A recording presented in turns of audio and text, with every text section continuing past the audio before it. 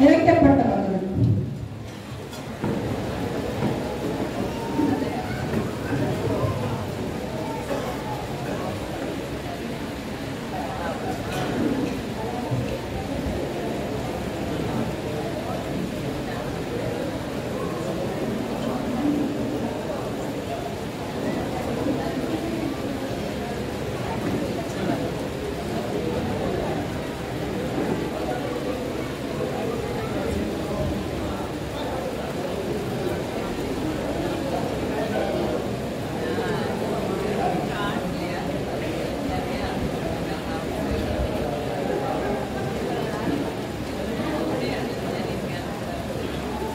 സ്ത്രീകളുടെ ഒരു വെള്ളിയാഴ്ച പ്രാർത്ഥന.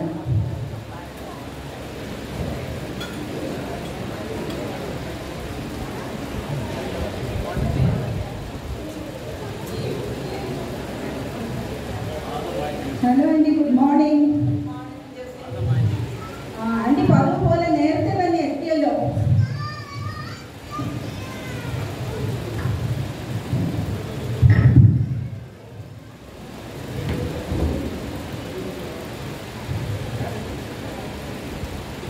ഞാൻ നേരത്തെ തന്നെ എത്തി. ഏകദേശം 9 മണിയോടുകൂടി തന്നെ ഇവിടെ എത്തി. സാധാരണ ഞാൻ സ്കൂളിൽ പോകുന്ന ടൈമിൽ പോലും വളരെ ഡിസിപ്ലിൻ പാലിക്കുന്ന ഒരാളായിരുന്നതുകൊണ്ട് എവിടെ പോയാലും നേരത്തെ തന്നെ ഞാൻ ഇപ്പോൾ. ആൻറ്റി റിട്ടയർ ആയിട്ട് എല്ലാ കാര്യങ്ങളും നല്ല ചിട്ടയോടുകൂടി തന്നെ ചെയ്യുന്നുണ്ടല്ലോ. അതൊരു നല്ല കാര്യം തന്നെയാണ്. അത് ശരിയാണ്. ഇത് നേരത്തെ കൊണ്ടൊരു സ്വഭാവമാണ്. നാളേക്ക് ഒരിടത്ത് പോകണമെങ്കിൽ തലേ ദിവസമായി ഞാൻ എല്ലാം റെഡിയാക്കി വെയിറ്റ് ചെയ്തുകൊണ്ടിരിക്കും. പിന്നെ ദിവസം പള്ളി വരാനും എല്ലാ കാര്യങ്ങളും.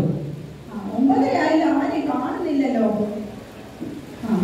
ആൻറ്റി പറഞ്ഞതുപോലെ ഞാൻ ഇന്നലെ തന്നെ എല്ലാം റെഡിയാക്കി വെച്ചു. ഫുഡെല്ലാം റെഡിയാണ്. പിന്നെ ലോറച്ചാൻ വീട്ടിലുണ്ട്. സമാജത്തിന്റെ നീതി കഴിഞ്ഞിട്ട് ചെന്നിട്ട് എല്ലാം ഒന്ന് ചൂടാക്കി എടുത്താൽ മതി. പിന്നെ ആൻറ്റിക്ക് കമല ഉള്ളത് വളരെ ഉപകാരമല്ലേ? അത് വളരെ ശരിയാണ്. കമല എനിക്ക് വളരെ പ്രയോജനമുള്ള ഒരു ലേഡിയാണ്. വീട്ടിലെ എല്ലാ കാര്യങ്ങളും നോക്കി കണ്ട് ചെയ്യും. പിന്നെ ആണെങ്കിൽ എൻ്റെ മരുമകള് മെറി വർക്ക് ഫ്രം ഹോം ആണ്. അതുകൊണ്ട് ഞാനും മെറിയും കൂടി എല്ലാ ഫുഡും ഉണ്ടാക്കും. മെറിനാണ് എന്നെക്കാളും പിടിക്കുകയാണ് ഫുഡ് ചെയ്യുന്നതിന്. അച്ചായനാണെങ്കിൽ വീട്ടിലുള്ളത് കൊണ്ട് കൊച്ചുമക്കളുടെ കാര്യങ്ങൾ നോക്കുന്നത് കൊണ്ടല്ല എനിക്ക് സമയത്തിൽ എല്ലായിടത്തും പോകാൻ സാധിക്കുന്നത്.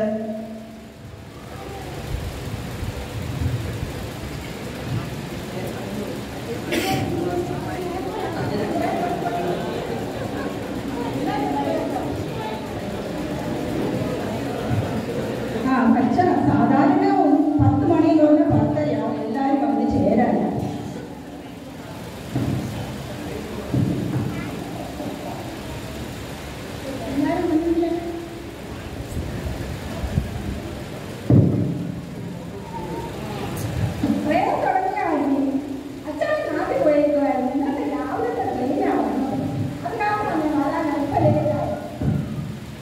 സുജിക്ക് പിന്നെ എന്തെങ്കിലും ഒരു കാരണമുണ്ട്. ഇന്ന് പിന്നെ അച്ചായനാണ് കാരണം.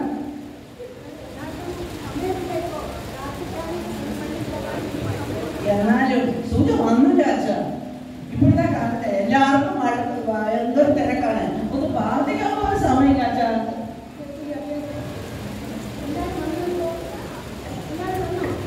അച്ഛാ നമുക്ക് തുടങ്ങാം. 10 മണിയാണ്.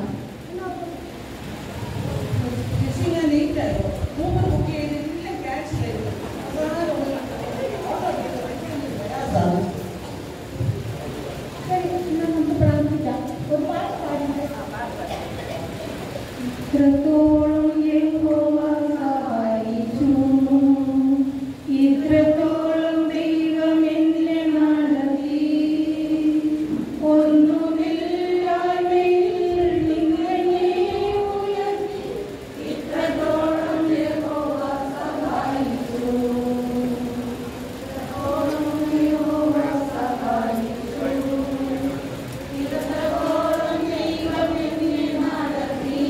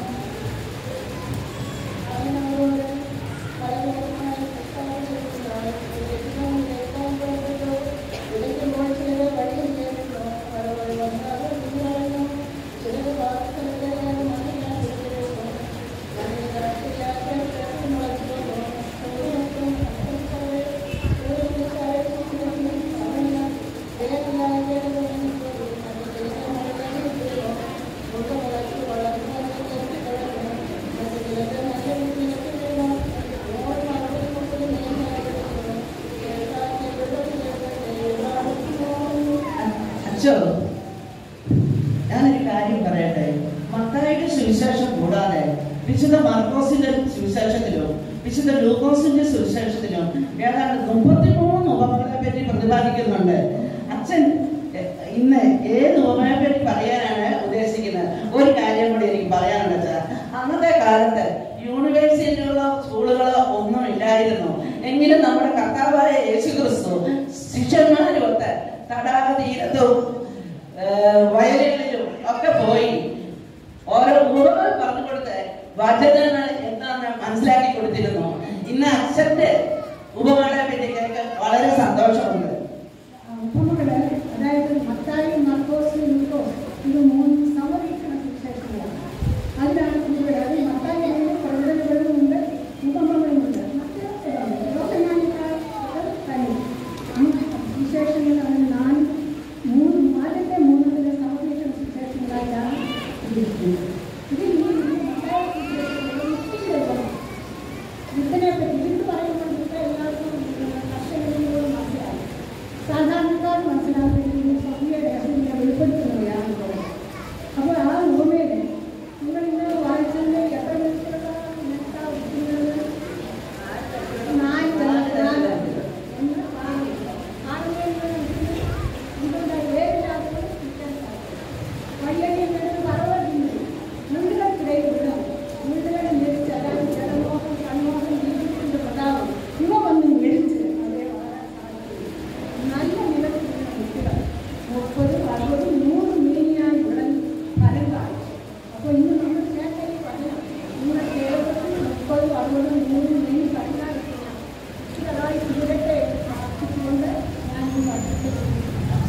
അച്ഛന്റെ മെസ്സേജ് വളരെ നല്ലതായിരുന്നു.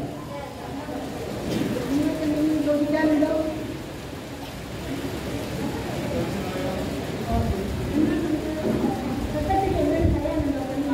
ഞായറാഴ്ച സമാജം മീറ്റിംഗ് അനൗൺസ് ചെയ്യണം.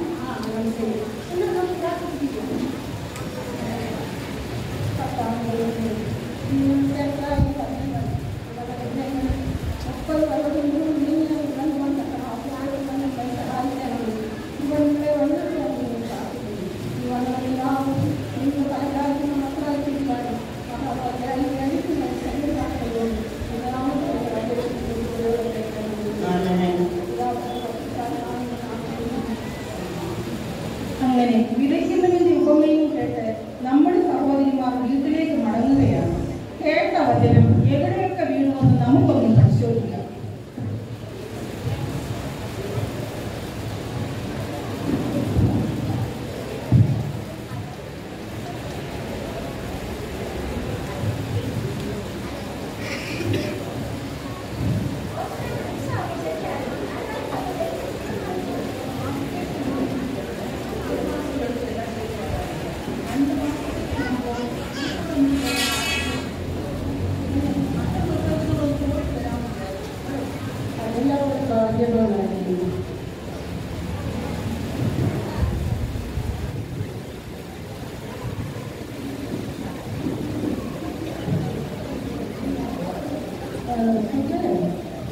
സൂസനെ വിളിച്ചായിരുന്നോ? വീട്ടിൽ നിന്ന് വന്നില്ലല്ലോ.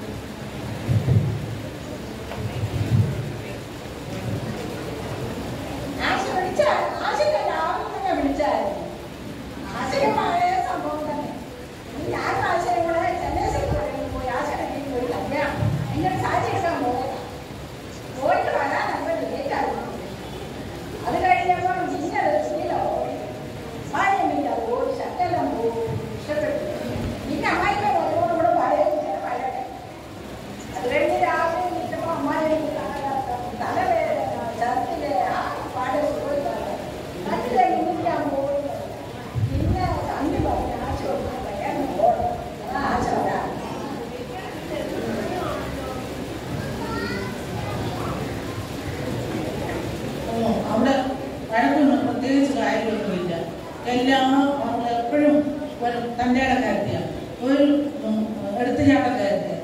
എപ്പോഴും അവള് എൻ്റെ വിനുവനൊക്കെ ആലോചിച്ച എനിക്ക് താല്പര്യമില്ല, ഏതായാലും നല്ലതായിരിക്കും.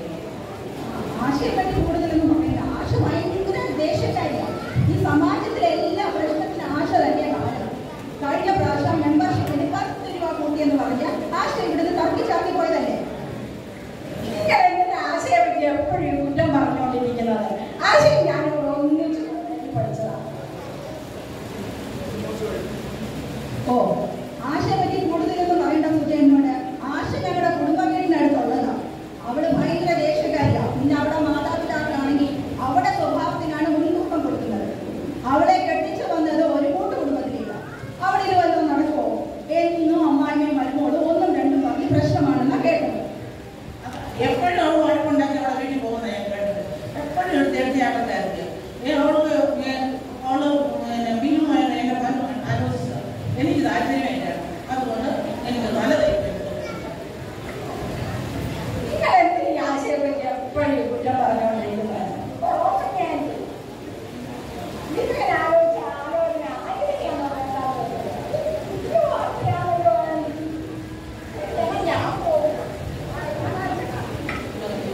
റോസമ്മേ, അടുത്ത മീറ്റിങ്ങിന് ഒരു യുദ്ധം ഉണ്ടാകാനുള്ള സാധ്യതയുണ്ട് കേട്ടോ. ഞാനും വിട്ടുകൊടുക്കത്തില്ല. എനിക്കും കുറെ പറയാനുണ്ട്.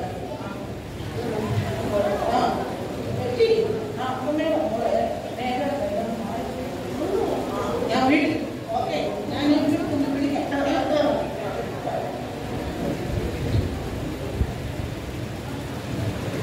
റോസമ്മാമ പറഞ്ഞ് ശരിയാണ്. ആശ കല്യാണം കഴിഞ്ഞിട്ട് 6 മാസമേ ആയുള്ളൂ. ബാംഗ്ലൂരിലാണ് കേട്ടത്. എന്നും പ്രശ്നമാണ്. ഫാമിലി കോർട്ട്, കൗൺസിലിംഗ് എന്നൊക്കെയാണ് കേൾക്കുന്നത്. 2 പേർക്കും ഡിവോഴ്സിനാണ് താല്പര്യം.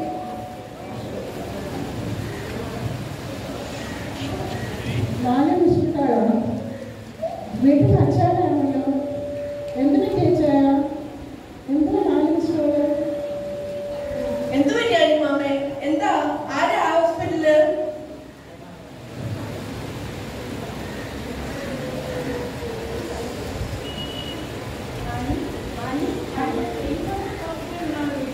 ഹോസ്പിറ്റലിലോ? എന്തിനാ ചേച്ചാ?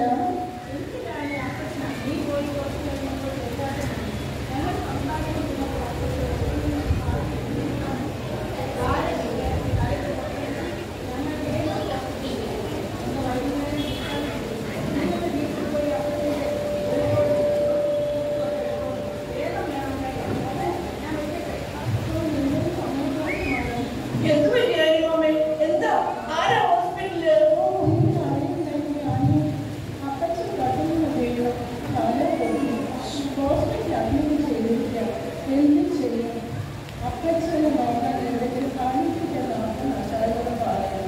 വലിയ കഷ്ടമായി പോയല്ലോ.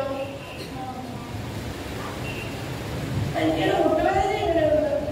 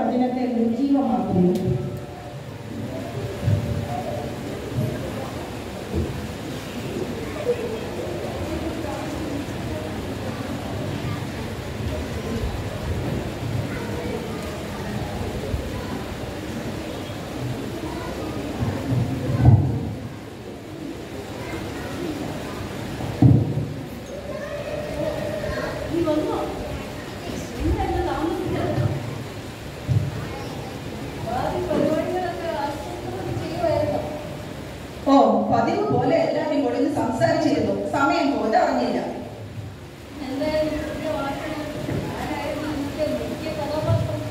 ഓ ഒന്ന് പോ ജോർജി. പിന്നെ ഞങ്ങളെ സ്ത്രീകൾ സംസാരിച്ചാല് അത് ഗോസിപ്പ്, നിങ്ങൾ സംസാരിച്ചാൽ കാഷ്വൽ ടോക്ക്. നിങ്ങൾ പുരുഷന്മാരൊട്ടും പുറകോട്ടല്ല കേട്ടോ. പിന്നെ ഈ ചോദ്യങ്ങളൊക്കെ ചോദിക്കുന്നത് എന്റെ അടുത്തുനിന്ന് വല്ല ന്യൂസ് കിട്ടാനല്ലേ, അതിനല്ല ചോദിച്ചത്.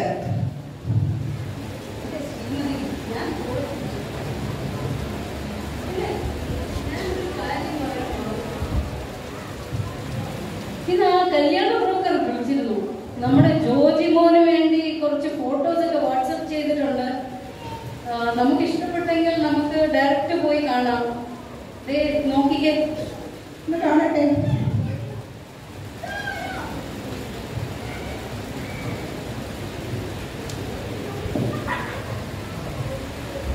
നീ നന്നായി നോക്കിയോ ഫോട്ടോസ്? ഇത് നോക്കിക്കേ. ഓ, അത് എനിക്ക് ഒട്ടും ഇഷ്ടപ്പെട്ടില്ല. Born and brought up in Australia. പിന്നെ പേരൻസ് ഇടയ്ക്കിടയ്ക്ക് നാട്ടിൽ വന്നു പോകും. നാട്ടിലെ ബന്ധം നിലനിർത്താൻ അവർക്കൊരു പയ്യനെ ആവശ്യം. കല്യാണം കഴിഞ്ഞാൽ രണ്ടുപേരും ഓസ്ട്രേലിയയിലേക്ക് പോകും. പിന്നെ നമുക്ക് നമ്മുടെ മോനെ ഒന്ന് കാണാൻ പോലും കിട്ടില്ല. അതെന്താ ജോർജി, നല്ല പെൺകുട്ടിയാണ്, മോഡേൺ ആണ്, പഠിത്തമുണ്ട്, നല്ല സാമ്പത്തിക ചുറ്റുപാടുണ്ട്. പിന്നെ അതെന്താ ഒന്ന് ആലോചിച്ചാല് അവരെ ഒന്ന് വിളിച്ചേ. നിന്റെ അഭിപ്രായം ഇത്രയും പെട്ടെന്ന് മാറിയോ ജസി? അതെന്താ ജോർജി പറയുന്നത്? നമ്മുടെ മോന് വിദേശത്തേക്ക് ഒന്ന് പോയാല് പണം സമ്പാദിക്കാം, അത് ഇന്നത്തെ ഒരു ആവശ്യമല്ലേ? പിന്നെ അവരെ ഒന്ന് വിളിച്ചൊന്ന് ചോദിച്ചേ ഇതിനെ പറ്റി. ജസി, നീ ആലോചിച്ച് തന്നെയാണോ ഇതൊക്കെ പറയുന്നത്? എന്തൊരു ചോദ്യമാ ജോർജി. നമ്മുടെ റോസമ്മാമിയാണെങ്കിൽ കാനഡയിൽ പോകാൻ റെഡി ആയിരിക്കുവാണ്. മക്കളൊക്കെ വിദേശത്തുണ്ടെങ്കിൽ നമുക്ക് ഒന്ന് പോകാം. ഈ പട്ടണത്തിൽ കിടന്ന് ഇത്രയും നമുക്ക് സ്ട്രെസ് ഉണ്ടാവേണ്ട ആവശ്യമുണ്ടോ? പിന്നെ പണവും സമ്പാദിക്കാം, ഇടയ്ക്കിടയ്ക്ക് നമുക്ക് അങ്ങോട്ട് പോവുകയും ചെയ്യാം. പിന്നെ ജോജി മോനെ പറഞ്ഞ് സമ്മതിപ്പിക്കുന്ന കാര്യം ഞാൻ ഏറ്റു. നിങ്ങൾക്ക് വിളിക്കാൻ ബുദ്ധിമുട്ടുണ്ടെങ്കിൽ ഞാൻ വിളിക്കാം.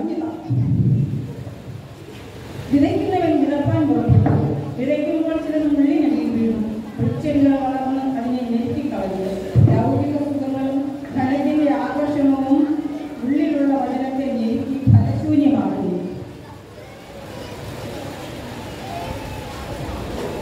എന്തൊരു വെയില്! പള്ളിയിൽ നിന്ന് വീട്ടിൽ ചെന്നപ്പോഴത്തേക്ക് തളർന്നു പോയ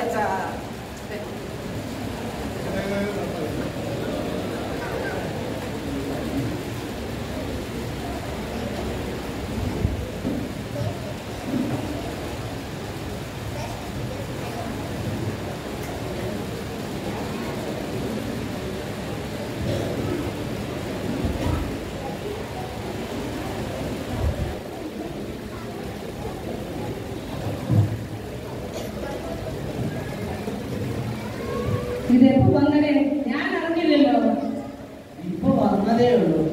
എന്തോ പറയാനാച്ചായ, ബസ് കയറി ഇറങ്ങി, ബസ് സ്റ്റോപ്പിൽ ഇറങ്ങി വെയിലത്ത് നടന്ന് വന്ന് ഞാൻ ടയേർഡായി. താൻ ഇന്നും ബസ്സിലാണോ വന്നത്? ഒരു ഓട്ടോയോ ക്യാബോ പിടിച്ച് വീട്ടിലെത്തില്ലായിരുന്നോ? എന്ത് ചെയ്യാനാ? ഒരു ഓട്ടോയും കിട്ടിയില്ല, ഊബറും കിട്ടിയില്ല. സമയം കഴിയാതെ ഞാൻ ഒരു ബസ്സിലോട്ട് കയറി അവിടെ ഇറങ്ങി നടന്ന് വെയിലത്ത് വീട്ടിലെത്തി.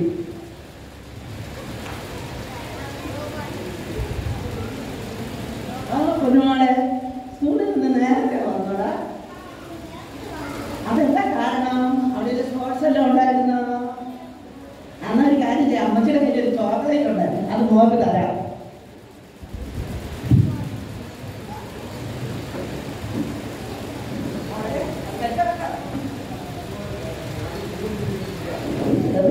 ഉണ്ടായിരുന്നു മോളെ, ഞാൻ അറിഞ്ഞില്ലല്ലോ. റിയ ഉണ്ടായിരുന്നു, അപ്പച്ചനോടെ കളിക്കുമായിരുന്നോ? അതായിരുന്നോ? മോള് ചോക്ലേറ്റ് കഴിക്കുക. നിങ്ങളെ രണ്ടുപേരും കൂടി അവിടെ പോയി കളിക്കും കേട്ടോ. നിങ്ങളൊക്കെ കളിക്കാൻ നമുക്ക് സാധനം ഉണ്ടോ? ഉണ്ടോ? എന്നാ കളിക്കാം. ഇപ്പൊ വന്നതേ ഉള്ളൂ മോളെ.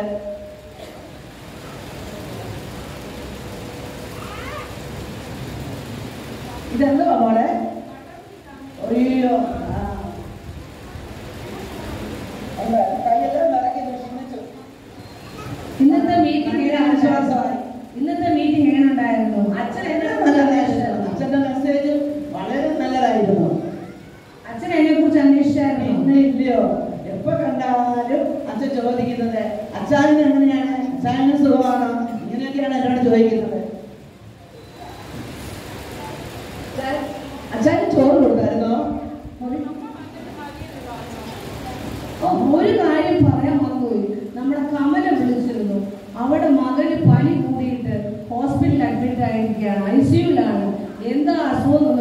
ഒന്നും പറയുന്നില്ലാതാണ്.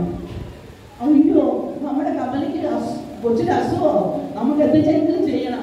അപ്പൊ നമുക്ക് വേണ്ടി കഷ്ടപ്പെട്ട വെച്ചാണ് ഞാനൊന്ന് പോയിട്ട് നമ്മുടെ അടുത്തുള്ള ഗവൺമെന്റ് ഹോസ്പിറ്റലാണ്. അവിടെ കുട്ടികളുടെ വാർഡിലുള്ള ICUവിലാണ്.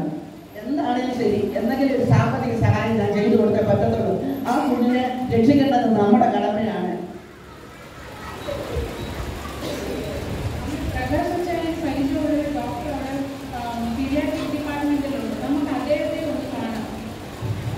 വളരെ നന്നായി, അതിന് നല്ല ഒരു കാര്യമായി പോയി. നമുക്ക് ഹോസ്പിറ്റലിൽ പോയി ഡോക്ടറെ കണ്ട് ICUവിന്റെ കാര്യമൊക്കെ പറഞ്ഞ് കൊച്ചിനെ എങ്ങനെയെങ്കിലും രക്ഷിക്കണം. കമലയുടെ പ്രയാസം നമ്മുടെ പ്രയാസമല്ലേ, അതിനെ നമുക്ക് വേണ്ടി ഉழைക്കുന്നു. നമുക്ക് എന്ത് സാമ്പത്തിക സഹായവും ആ കമലയ്ക്ക് കൊടുത്തേ പറ്റൂ. എങ്ങനെയെങ്കിലും ആ കുഞ്ഞിനെ രക്ഷിച്ച് വീട്ടിൽ കൊണ്ടുവരണം. അതെ അതെ, കമലയോട് ധൈര്യമായിരിക്കാൻ പറയണം. എന്ത് സഹായം വന്നാലും നമ്മളത് ചെയ്യണം. പ്രൈവറ്റ് ഹോസ്പിറ്റലിൽ കൊണ്ടുപോകണമെങ്കിലും അതും ചെയ്യണം. എങ്ങനെയെങ്കിലും ആ കുഞ്ഞിനെ ഒന്ന് രക്ഷിക്കണം. അമ്മ തനിച്ച് പോകണ്ട, ഞാനും വരാം. അപ്പൊ അപ്പച്ചനാണ് ആഹാരം കൊടുക്കുന്നത്, കൊച്ചുങ്ങൾക്ക് ആഹാരം കൊടുക്കുന്നതൊക്കെ ആരാന്നറിയും. നിങ്ങൾ പോയിട്ട് വാ മക്കളെ, ഞങ്ങൾ അയച്ചോളാം. ശരി, നമുക്ക് വന്നിട്ട് ശീഘ്രം. അയ്യോ, മോളും കൂടെ വരാനോ? ICUവിലാണ് കൊച്ചുങ്ങളെ കയറ്റുന്നത്. നിങ്ങൾക്ക് അറിയത്തില്ലല്ലോ. ICUവിൽ കൊച്ചിനെ വെളിയിലോട്ട് വരുമ്പോ ഞാൻ തീർച്ചയായിട്ടും നമ്മുടെ പിള്ളേരെ കൊണ്ട് നിങ്ങളെ രണ്ടുപേരെയും കാണിക്കാം കേട്ടോ. ഇപ്പൊ നിങ്ങൾ എന്താ ചെയ്യണമെന്നറിയാവോ? അപ്പച്ചൻ്റെ കൂടെ പോയിരുന്ന് ചോറൊക്കെ കഴിച്ച് അപ്പുറം അതിനുശേഷം നിങ്ങൾ പോയി കാണാൻ ഉറങ്ങണം. അപ്പോഴത്തേക്കും അമ്മച്ചിയും അമ്മയും നിങ്ങളെല്ലാം പോയിട്ട് വാ. ഞങ്ങളെല്ലാം പോയിട്ട് വരട്ടെ പപ്പ. വിതയ്ക്കുന്നവൻ പുറപ്പെട്ടു. വിതയ്ക്കുമ്പോൾ ചിലത് നല്ല നിലത്ത് വീണു.